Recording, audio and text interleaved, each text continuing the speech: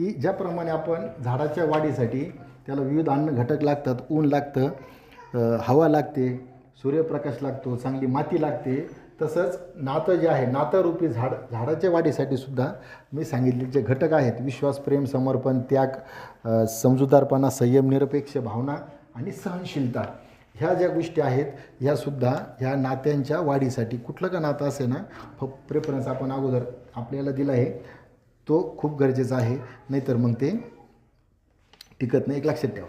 आणि हे पण महत्त्वाचं आहे बरं का, त्यातला अजून एक मुद्दा आहे, मी संयम शब्द पण वापरला आहे तिथे.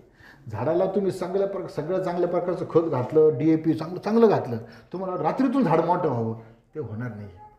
तसं झाडाची नॅचरल ग्रोथ जशी होणार आहे ना, तसंच तुमच्या नात्याची सुद्धा नॅचरल ग्रोथ होणार आहे, लक्षात ठेवा. तुम्ही म्हणता नाही ना मग मी नातं तर सगळं करतो, विश्वास, प्रेम, समर्पण, त्याग, समजूतदारपणा सगळं आहे माझ्याकडं, मी तर भरभरून देतो, नातं का खुलत नाही? नाही खुलणार लगेच ना. संयम पण आलं ना त्याच्यात, सहनशीलता पण आली ना. झाडाची वाढ जशी रात्रीतून होणार नाही आहे तशी नातंसुद्धा हळूहळू निसर्गाच्या प्रक्रियेनुसार ते सुद्धा हळूहळू डेव्हलप होणार आहे ना. आणि एक लक्षात घ्या, जे हळूहळू डेव्हलप होतं आणि ते चिरकाळ टिकतं, हे पण लक्षात घ्या तुम्ही. त्यामुळं तिथं पण संयम ठेवा त्या नातं डेव्हलप होण्यासाठी. लगेचच तुम्हाला वाटतं समोरच्यानं माझा विश्वास ठेवा, ते होणार नाही आहे, त्याला वेळ लागणार आहे, हे पण